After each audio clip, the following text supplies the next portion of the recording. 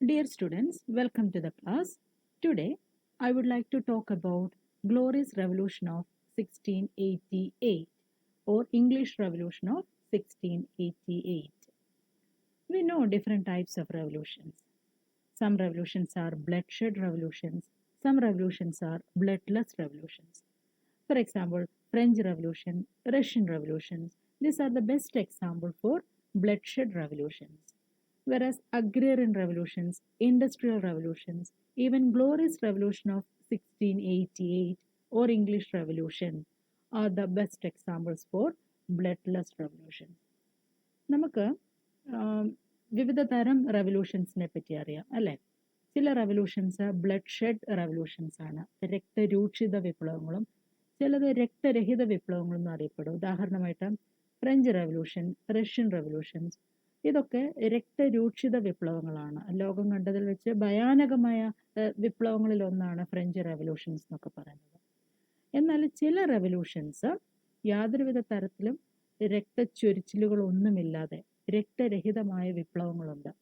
ഉദാഹരണത്തിന് agrarian revolution, industrial revolutions.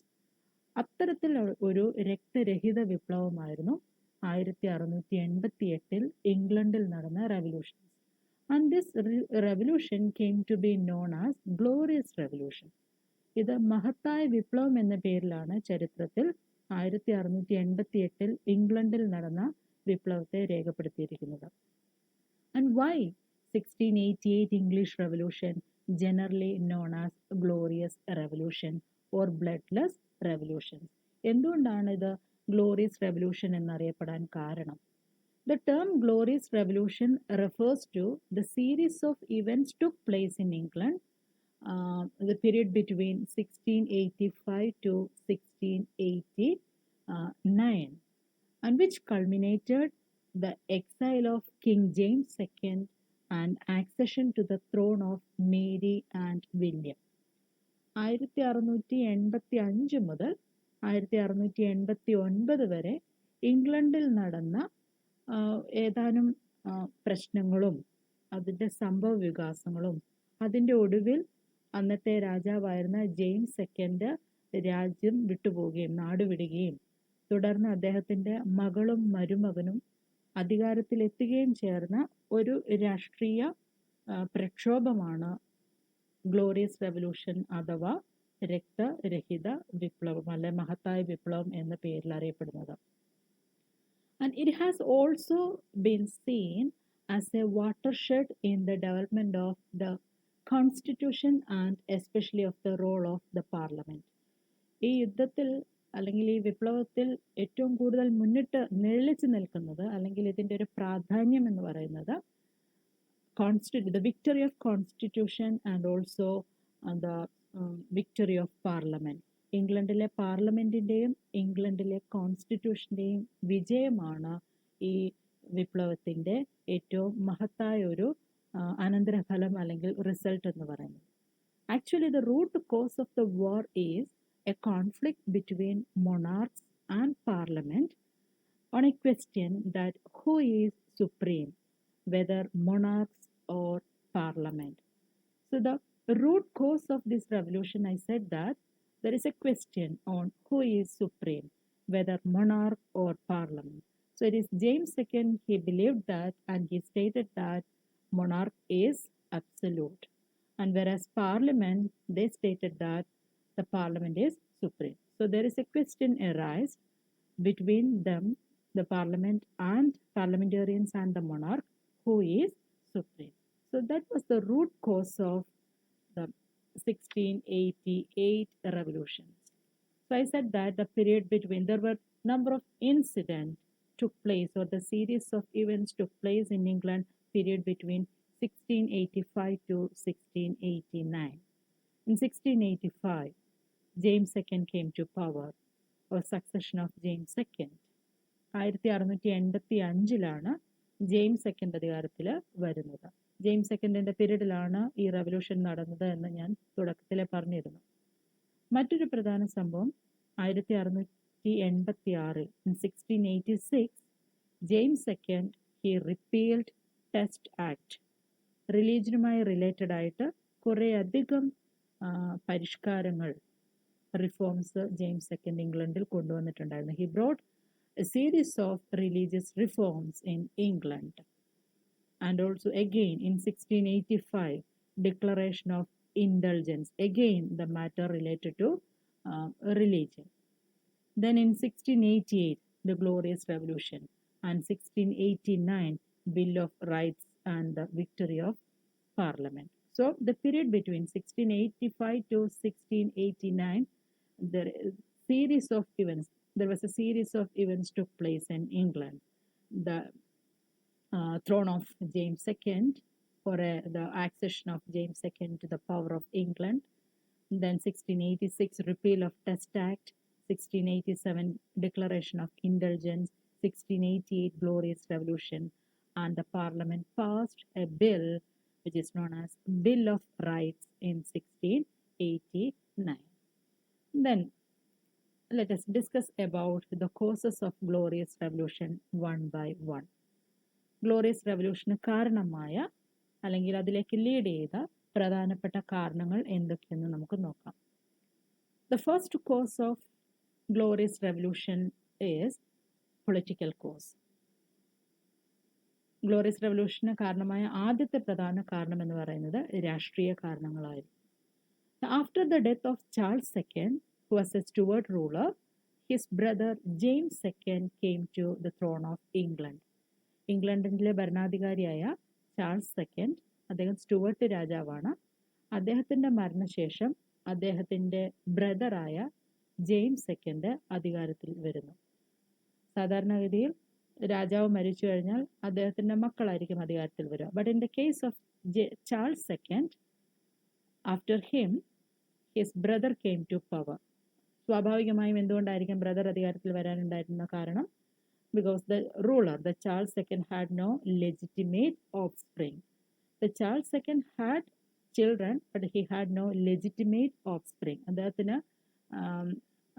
അദ്ദേഹത്തിന് അനന്തരാവകാശിയായിട്ട് അല്ലെങ്കിൽ അധികാരം തുടരാനായി അദ്ദേഹത്തിന് ലീഗലി അദ്ദേഹത്തിന് ഓഫ്സ്പ്രിങ് ഉണ്ടായിരുന്നില്ല.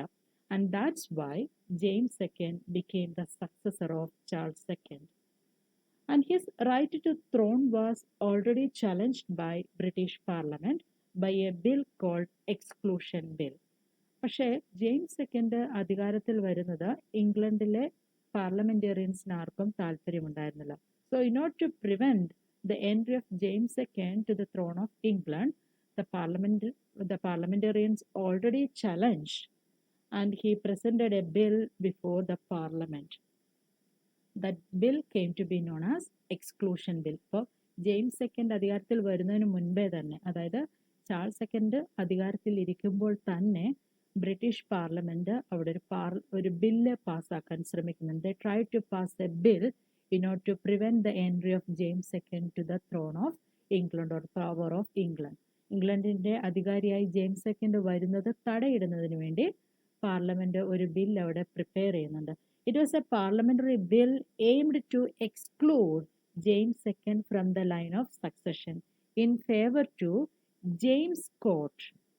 In history, he is popularly known as Monmouth, the Duke of Monmouth, and he was illegitimate son of Charles II. അപ്പോൾ parliament അവിടെ ഒരു ബില്ല് കൊണ്ടുവരുന്നുണ്ട്. The parliament presented a bill, or a parliamentarians presented a bill in order to avoid the entry of James II, and also they wanted to place Monmouth as their leader. Monmouth എന്ന് പറയുന്നത് Charles സെക്കൻഡിന്റെ illegitimate sun ആണ്. തുടക്കത്തിൽ ഞാൻ പറഞ്ഞിരുന്നു ഈ Charles second had no legitimate son. അപ്പം അതിൻ്റെ അർത്ഥം അദ്ദേഹത്തിന് ഇല്ലെജിറ്റിമേറ്റ് ഓഫ് സ്പ്രിങ് ഉണ്ട് എന്നാണ്. അപ്പം ചാൾസ് സെക്കൻഡിന്റെ ഇല്ലീഗൽ സണ്ണായിട്ടുള്ള ആളാണ് മോൺമൗത്ത്. അപ്പം അദ്ദേഹത്തിന് അധികാരത്തിൽ വരിക എന്ന് പറയുന്നത് നിലവിലുള്ള നിയമം അനുസരിച്ച് മോൺമൗത്തിന് അധികാരത്തിൽ വരാൻ പറ്റില്ല. Only the legal person should become the throne, അല്ലെങ്കിൽ ലീഗൽ പേഴ്സൺ മാത്രമേ occupy the throne of England or inherit the power of that person or a ruler. But the parliament, they suggested the name of Monmouth because ഇവര് ഒരിക്കലും James second അധികാരത്തിൽ വരണമെന്ന് ഇവർക്ക് ആഗ്രഹമുണ്ടായിരുന്നില്ല.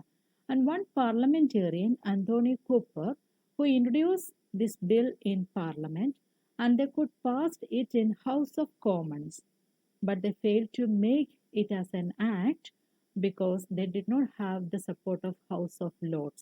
അപ്പോൾ മോൺമൗത്തിനെ അധികാരത്തിൽ കൊണ്ടുവരികയും ജെയിംസ് സെക്കൻഡ് രാജാവാകാതിരിക്കുന്നതിന് വേണ്ടി ഇംഗ്ലണ്ടിലെ പാർലമെന്റ് റെപ്രസെൻറ്റേറ്റീവായ അല്ലെങ്കിൽ പാർലമെന്റേറിയനായ അന്തോണി കൂപ്പർ അദ്ദേഹമാണ് ഈ എക്സ്ക്ലൂഷൻ ബില്ല് പാർലമെന്റിൽ ഇൻട്രൊഡ്യൂസ് ചെയ്യുന്നത്. ബ്രിട്ടീഷ് പാർലമെന്റിന് 2 ഹൗസസ് ഉണ്ടെന്ന് നമുക്കറിയാം. One is House of Commons equal to Indian Lok Sabha and other is House of Lords equal to Indian Rajya Sabha. അപ്പോൾ ഹൗസ് ഓഫ് കോമൺസിൽ ഈ എക്സ്ക്ലൂഷൻ ബില്ലിന് വേണ്ട എല്ലാ പിന്തുണയും ലഭിച്ചു. So they could pass it in House of Commons because they had enough number of supporters from House of Commons, but they failed to get support from the House of Lords. House of Lords എപ്പോഴും wealthy class ആയിരിക്കും ഉണ്ടാവുക.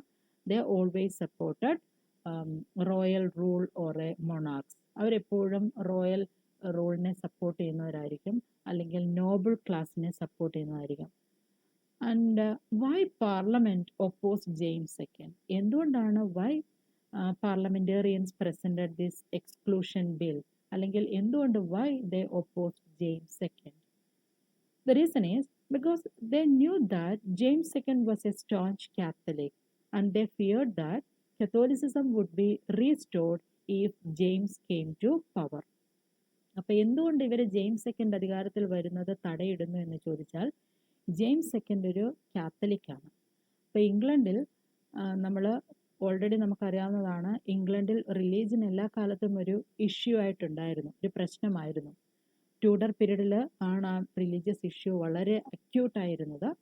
ആ religious issues ഒരു പരിധി വരെ അവർ solve ചെയ്തിരുന്ന സമയത്ത് England പിന്നീട് അത് പ്രൊട്ടസ്റ്റന്റ് റിലീജിയനിലേക്ക് ഇംഗ്ലണ്ട് മാറി.